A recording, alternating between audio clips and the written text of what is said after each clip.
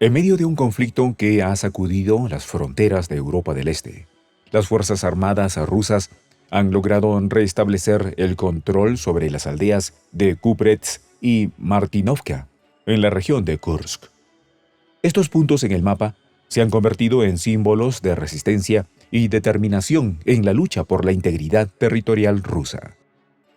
Mientras el fuego cruzado continúa, el Kremlin reafirma su compromiso de proteger a su pueblo y rechazar cualquier intento de invasión, marcando un hito crucial en una guerra que, día tras día, redefine los límites del poder en la región.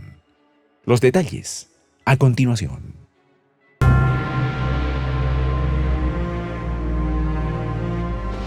Voz de la Patria Grande. El rugido de la guerra se había convertido en un eco constante en la región de Kursk. Día tras día, las fuerzas rusas se enfrentaban a un enemigo que no cedía terreno. Pero la historia estaba a punto de dar un giro. En el 10º día de combates intensos, la bandera rusa ondeó nuevamente sobre las aldeas de Kupretz y Martinovka. La reconquista de estos pueblos no era solo una victoria táctica. Representaba la reafirmación del control ruso en una región marcada por la resistencia. Desde el 10 de agosto, un régimen de operaciones antiterroristas había sido instaurado en Kursk, Briansk y Belgorod. La tensión en el ambiente se sentía con cada respiración, como si el aire mismo se cargara de un nerviosismo eléctrico. La llegada del 15 de agosto trajo consigo una escalada en la respuesta rusa. Un régimen de emergencia federal fue decretado en Belgorod, asegurando que los recursos federales se movilizaran para restaurar el orden y atender a las víctimas de la ofensiva ucraniana. Los informes del Ministerio de Defensa ruso eran claros y contundentes. El ejército no solo había repelido la invasión, sino que había consolidado su posición en Kupretz. La aviación, los drones y la artillería rusa actuaron con precisión quirúrgica, deteniendo a los grupos móviles ucranianos antes de que pudieran penetrar profundamente en territorio ruso. Barbarovka, Sofonovka, Shevtukovka, Kaushuk, Alexivsky, Matvivka. Estos nombres, antes casi desconocidos, se convirtieron en escenario de batallas que decidirán el curso de la guerra. El ataque en Lubny, en la región de Sumy, fue una muestra de la potencia devastadora de las fuerzas rusas. Un convoy de 15 camiones cisterna fue reducido a escombros por el sistema de misiles táctico-operativo Iskander-M, un arma que había probado ser tanto un símbolo de poder como de precisión en el campo de batalla. Pero el combate no se detuvo allí. Los cielos sobre Sumy se llenaron de sombra de la aviación rusa que castigó con dureza las reservas ucranianas, destruyendo depósitos de municiones y equipo técnico. La devastación fue tal que en un solo día, las Fuerzas Armadas ucranianas perdieron hasta 340 hombres y 19 vehículos blindados. Las cifras eran impactantes. 5 vehículos de combate de infantería Bradley, 14 vehículos blindados de combate, 8 vehículos, 5 cañones de artillería de campaña, un sistema de lanzamiento múltiple de cohetes y 2 estaciones de guerra electrónica. El poderío ruso no solo se sentía, se veía y se contaba. Desde el 6 de agosto, las pérdidas ucranianas en la dirección de Kursk se acumularon. Cada cifra era un recordatorio del precio del conflicto. 2.640 militares, 37 tanques, 32 vehículos blindados de transporte de tropas, 23 vehículos de combate de infantería, 206 vehículos blindados de combate, 96 vehículos, 4 sistemas de misiles antiaéreos, 3 lanzadores de sistemas de lanzamiento múltiple de cohetes, 20 cañones de artillería de campaña, 3 estaciones de guerra electrónica. Estos números no solo contaban la historia de una guerra, sino de una lucha titánica, Una confrontación donde cada pieza de equipo destruido, cada soldado caído, era parte de un juego de poder que definiría el futuro de la región. El ministro de Defensa ruso, Andrei Belousov, era una figura inquebrantable en medio del caos.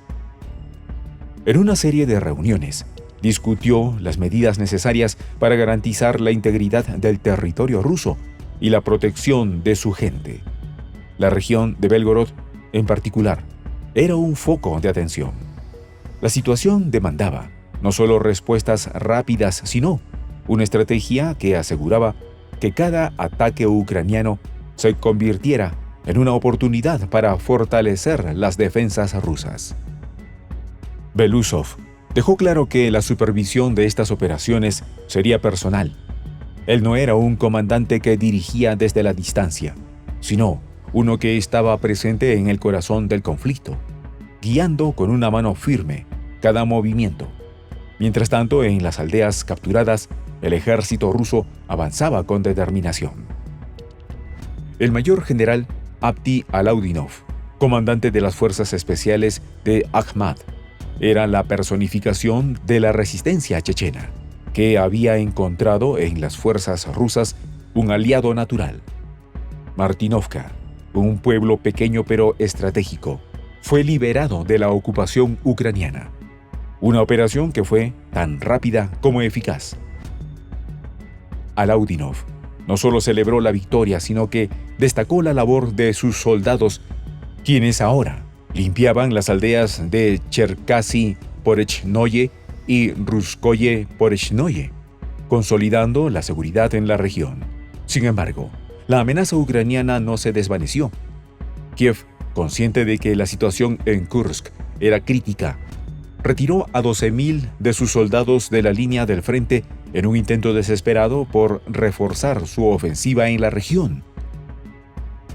El cambio de táctica era evidente. Las Fuerzas Armadas de Ucrania comenzaron a presionar desde todas las grietas.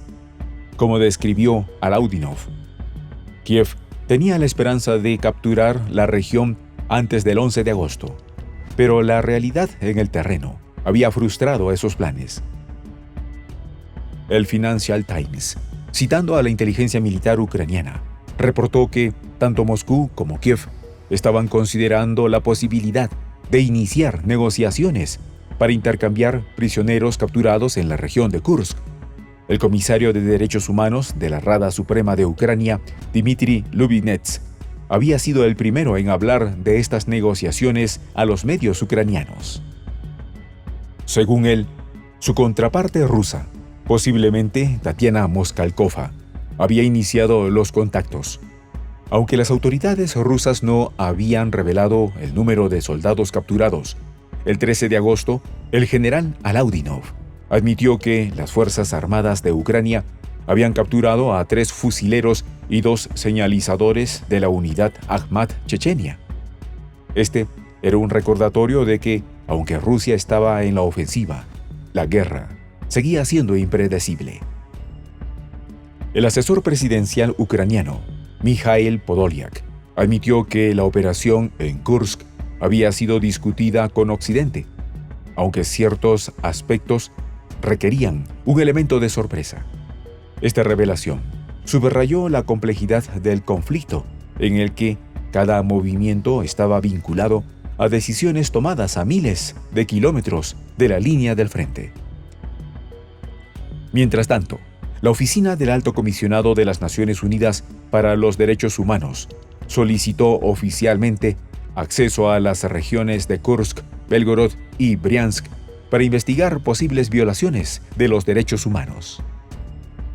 El primer representante permanente adjunto de Rusia ante la ONU, Dmitry Polyansky, indicó que la organización no se había puesto en contacto directamente con Moscú. La petición de la ONU, aunque envuelta en el lenguaje de los derechos humanos, era vista por Rusia con sospecha como un intento más de Occidente de influir en el conflicto. El conflicto en Kursk también afectó a la infraestructura crítica. El primer jefe adjunto de la administración presidencial rusa, Sergei Kirillenkov, visitó Kurchatov, en la región de Kursk, para supervisar personalmente la construcción de la central nuclear Kursk 2 y discutir la situación con los trabajadores nucleares. La proximidad de la planta nuclear a la frontera la convirtió en un objetivo estratégico para las fuerzas ucranianas, un hecho que Kirillenko no dejó pasar desapercibido. La captura de la central ha sido mencionada como uno de los objetivos de la invasión ucraniana, pero ahora estaba bajo estricta protección rusa. En medio del conflicto, la solidaridad interna en Rusia se fortaleció. Rusia Unida, el partido gobernante, anunció la transferencia de ayuda humanitaria a los residentes de Rilsk, en Kursk. Los voluntarios llevaron más de 100 paquetes de alimentos y evacuaron a 5 ancianos a un centro de detención temporal en Kursk. Los ecos de la victoria rusa en Kursk se sienten hasta el otro lado del mundo, en los corazones de aquellos que ven en Rusia un faro de resistencia contra la opresión.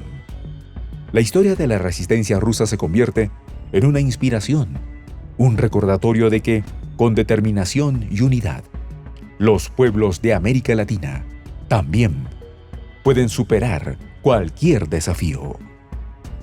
Soy el Juan José del Castillo, director del canal Prensa Alternativa. Si quieres ser parte de la comunidad de la Patria Grande, suscríbete a nuestro canal. Si es que quieres que te lleguen las notificaciones cada vez que subimos un video, activa la campanita. Si quieres apoyar a nuestro canal económicamente, puedes hacerlo a través de PayPal. El enlace está en la descripción del video.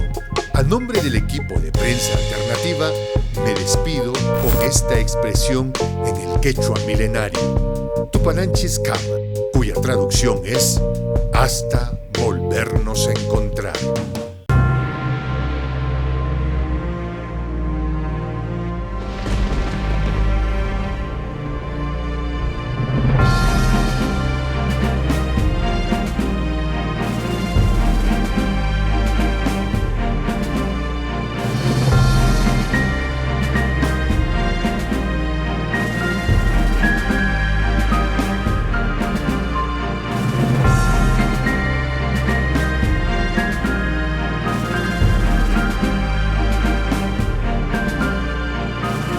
Voz de la Patria Grande.